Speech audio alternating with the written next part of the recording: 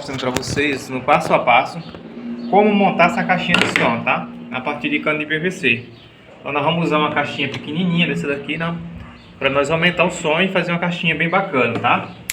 Então para isso nós precisamos aqui de duas curvas de 50, tá, pessoal? E precisamos também de um T, né? Um T de 50 e cano de 50 também. Então, essa que eu vou fazer com 30 centímetros, tá? Eu vou usar 30 centímetros de cano. Aí tá o seu critério. Por que eu vou usar 30 centímetros? Porque essa cornetazinha que eu vou fazer, ela é um pouco grande, tá? Então é necessário, vai precisar fazer isso. Então aqui eu vou estar cortando aqui, ó. Então, aqui nós vamos encaixar esse T aqui, ó. Essa curva, né? Então vamos fazer essa montagem, colocar essa curva aqui. Essa curva vai ficar assim, ó, tá?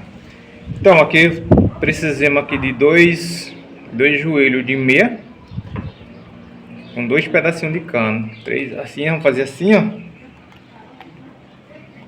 Você vai colocar bem justinho.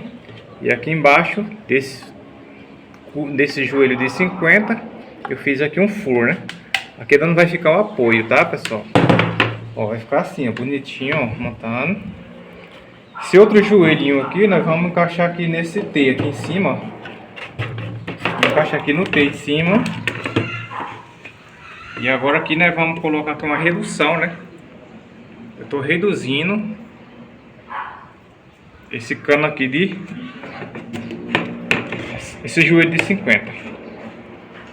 Por que eu tô reduzindo? Porque aqui é para colocar a minha corneta, né? Ó. Minha corneta vai ficar assim.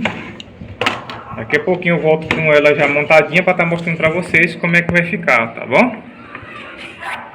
Então, galera, já tá quase pronto o som, meu sonzinho aqui, a caixa que eu fiz aqui, ó. 1, 2, 3, 4, 5, 6 furos, né? Tem que fazer para não ficar abafado o som. E agora nós vamos testar para nós ver a qualidade, como foi que ficou, né? Aqui eu vou usar uma caixazinha pequena, né? Muito minúscula essa bolinha, né? Vamos testar ela. Agora vamos lá. 1, 2, 3 e... Olha o pancadão aí.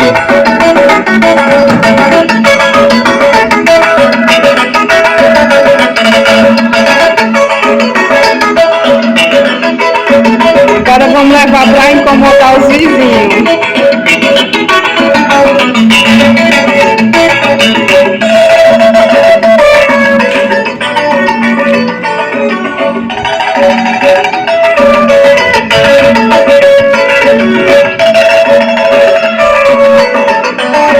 Galera, o spray tem que ser de uso geral, tá?